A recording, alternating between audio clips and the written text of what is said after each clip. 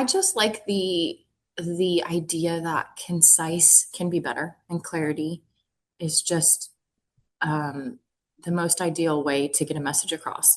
So the fact that some people say you can't tell a story in under 100 words is bogus.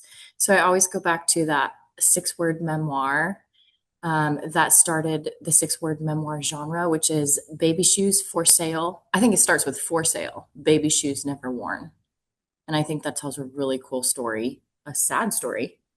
But I always, since I teach high school, I challenge my students to be brief in their writing.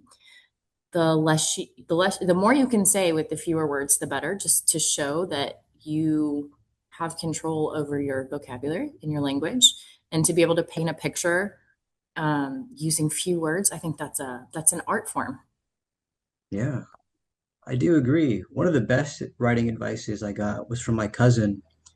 It was when I was in the process of writing my first book, and I was telling him one of my worries was, man, what if it's not long enough? Mhm. And he said to me, focus more on did you say what you wanted to say Mhm. instead of word count? And that really unlocked something for me.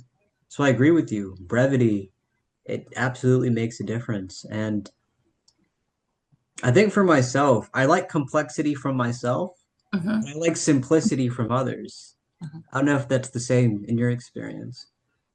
I think when I'm writing short fiction and I have a target, I think it's pretty easy to try to keep revising until I get to that target.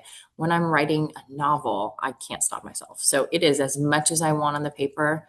And usually I go over the intended word count for the genre that I'm writing, and I have to condense, condense, condense. The current novel that I'm working on, the sweet spot is 80,000 if you want a traditional agent. And I think I was at 88,000 words for a long time. And my editor just said, you got to get that number out of your head. That is just a number. The publishing industry is putting that out there. You need to tell the story first, and then you can worry about word count later, but you should not have word count in your head while you're writing.